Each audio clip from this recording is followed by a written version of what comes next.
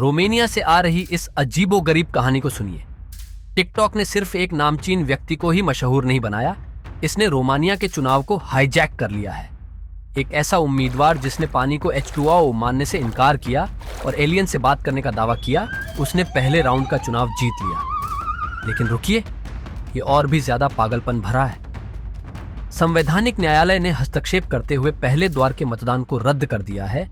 Russian interference के कारण पहले दौर के परिणामों को खारिज कर दिया है। टिकटॉक के सीईओ को यूरोपियन यूनियन द्वारा बुलाया गया है। आगे जो कुछ भी होता है वह न केवल रोमानिया को बदल सकता है, बल्कि लोकतंत्र में सोशल मीडिया की भूमिका को भी बदल सकता है। पूरा वीडियो देखें, ये एक अविश्वसनीय राजनीतिक ड्रामा है जिसे आप मिस नहीं कर सकते। ठीक है, तैयार हो जाइए क्योंकि यह कहानी किसी राजनीतिक थ्रिलर की तरह है। रोमानिया में अभी अभी राष्ट्रपति चुनाव हुए हैं और चीजें पूरी तरह से बेकाबू हो गई हैं। 1 महीने पहले कलिन जॉर्जेस्कू, एक इंडिपेंडेंट कैंडिडेट, यूरोपियन यूनियन विरोधी, नेटो विरोधी उम्मीदवार, मुश्किल से 5% वोट पर थे। किसी ने नहीं सोचा था कि वह जीत सकते हैं, लेकिन यहाँ कहानी में ट्विस्ट है। रोमानिया के 9 मिलियन यूजर्स के साथ टिकटॉक ने इस आदमी को रातों रात वायरल सनसनी बना दिया। इन बेतुके दावों को क्लिक्स मिले और वे क्लिक्स वोट में बदल गए। रोमानिया में राष्ट्रपति चुनाव 2 राउंड में होता है। पहले राउंड में सभी को अपने पसंदीदा उम्मीदवार के लिए वोट करने का मौका मिलता है और अगर किसी को 50% से ज्यादा वोट नहीं मिलते हैं तो ये सेकंड राउंड में चला जाता है। यहीं पर शीर्ष 2 उम्मीदवार अंतिम राउंड में आमने सामने होते हैं। इस साल पहला राउंड चौंकाने वाला था। राइट विंग कैंडिडेट कैलिन जॉर्जेस्कू को 22.9% वोट मिले, जो सभी की उम्मीदों से कहीं ज्यादा है। उनके ठीक पीछे एलेना लस्कोनी है, जो यूरोपियन यूनियन के समर्थक सेंटर राइट उम्मीदवार हैं, जिन्हें 19.2% वोट मिले हैं। एक ऐसा व्यक्ति जो यूक्रेन में युद्ध को इनकार करता है और रोमानिया के सबसे डार्क हिस्टोरिकल फिगर्स को अपना आदर्श मानता है, वह देश का नेतृत्व करने के इतने करीब है। ये कैसे हुआ? टिकटॉक का एल्गोरिदम कंट्रोवर्सीज पर पनपता है। इसने उनके विचित्र वीडियोस को लाखों यूजर्स तक पहुंचाया, जिससे वे इंटरनेट पर सबसे लोकप्रिय मीम बन गए। लेकिन यह सिर्फ मीम नहीं था। कई लोगों के लिए इन वीडियोस ने उनकी राय और वोट को आकार दिया।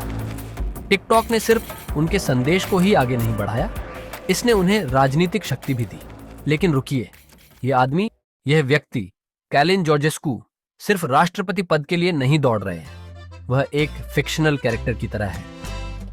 आइए उनके कुछ बेतुके दावों से शुरू करें। वह जोर देकर कहते हैं कि पानी H2O नहीं है। हाँ, आपने सही सुना। वह कहते हैं कि वह दुनिया में पहली बार पानी के पाइप बनाएंगे, जैसे कि पाइप पहले से मौजूद ही नहीं है। अगला वाला वाकई मजेदार है। 5G एक वायरस, लेकिन वह इससे अप्रभावित है क्योंकि वह अपने फोन पर हेडफोन का उपयोग करते हैं। और यह तो बस शुरुआत है। वह इस बात से इनकार करते हैं कि मानवता चांद पर उतरी है, मानते हैं कि कोविड असली नहीं है क्योंकि किसी ने इसे नहीं देखा, और कहते हैं कि यूक्रेन में कोई युद्ध नहीं है, जबकि यह भी जोर देते हैं कि हमें यूक्रेन का समर्थन नहीं करना चाहिए। आप लॉजिक मत ढूंढिए, आगे सुनिए। वह दावा करते हैं कि उन्होंने एलियंस के साथ बातचीत की है। इस बीच वह पुतिन की नकल कर रहे हैं, घोड़ों की सवारी कर रहे हैं, जूडो मास्टर होने का नाटक कर रहे हैं, वीरता पूर्वक पानी में तैर रहे हैं, क्योंकि जाहिर है यही सब करने से आप राष्ट्रपति बन सकते हैं। तो उन्होंने खुद को पुतिन समर्थक के रूप में भी स्थापित किया है। रूसी राष्ट्रपति की प्रशंसा करते हुए उन्हें दुनिया के कुछ सच्चे नेताओं में से एक बताया है। उनके कुछ खतरनाक विचार भी हैं, जैसे कि सिजेरियन बर्थ को डिसरप्शन ऑफ डिवाइन थ्रेड कहना और यह कहना कि महिलाएं रोमानिया का नेतृत्व नहीं कर सकती। ये सिर्फ एक राजनेता नहीं है, ये एक चलता फिरता बोलता हुआ कॉन्स्पिरेसी थियरिस्ट है जो वायरल हो गया है। अब वे एक बहुत ही वास्तविक राजनीतिक खतरे में बदल गए हैं। ये कहानी और भी ज्यादा कॉम्प्लिकेटेड हो चुकी है। रोमानिया के संवैधानिक न्यायालय ने इस अराजकता में इस मामले में दखल दिया है। खुफिया दस्तावेजों के खुलासे ये पता चला है कि रशियन इंटरफेरेंस के कारण रोमानिया में वोट्स प्रभावित हुए हैं। 6 दिसंबर को न्यायालय ने पहले द्वार के मतदान को पूरी तरह से रद्द करने का फैसला किया है।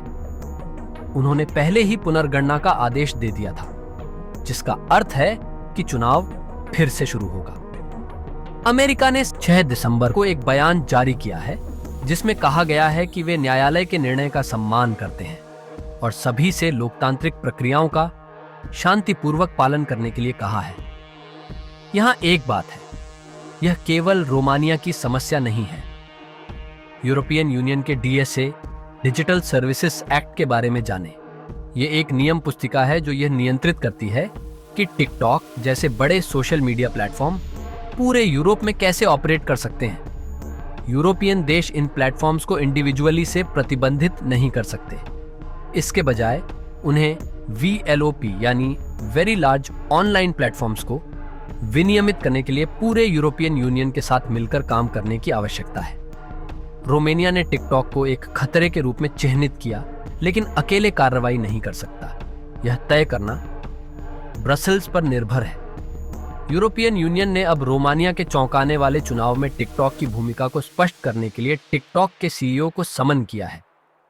लिबरल रिन्यू यूरोप ग्रुप की वलेरी हेयर ने जवाब मांगा, आश्वासन मांगा कि टिकटॉक ने यूरोप के सख्त DSA का पालन किया है, जो ऑनलाइन प्लेटफॉर्म्स के लिए अंतिम नियम पुस्तिका है।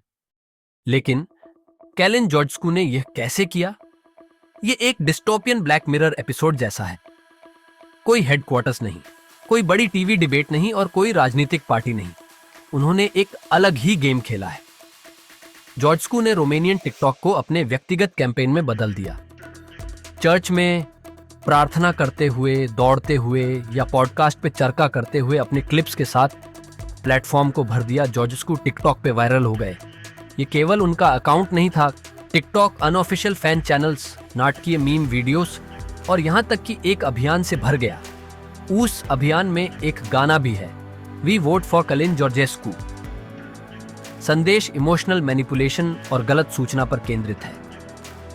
चाहे हो रोमानिया के बच्चों को बचाओ या वीर मतदाताओं के बारे में वायरल किस्से जो सिर्फ उनके लिए वोट करने के लिए मीलों की यात्रा करते हैं, हर क्लिप में उन्हें चोजन वन के रूप में दिखाया गया है।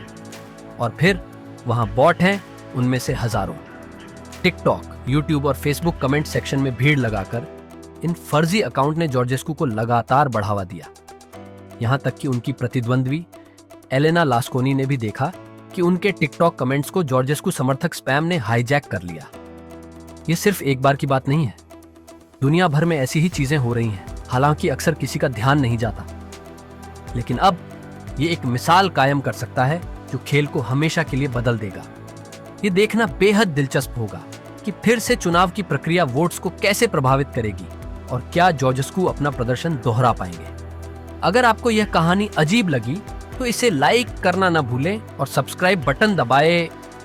और अगर आप चाहते हैं कि हम एक और वीडियो बनाएं जिसमें बताया जाए कि सोशल मीडिया एल्गोरिदम्स किस तरह से राय को प्रभावित करते हैं और सोशल इंजीनियरिंग कैसे काम करता है, तो कृपया हमें कमेंट्स में बताइए और हम इसे समझाते हुए एक और वीडियो बनाएंगे। अगर आपको यह कहानी दिलचस्प लगी है तो आप हमारे कुछ दूसरे वीडियोस भी देखना चाहेंगे, जैसे कि वह वीडियो जिसमें हम बताते हैं कि कैसे एयर पोल्यूशन भारत की नंबर 1 सार्वजनिक इमरजेंसी है और इस समस्या का समाधान कैसे किया जाए।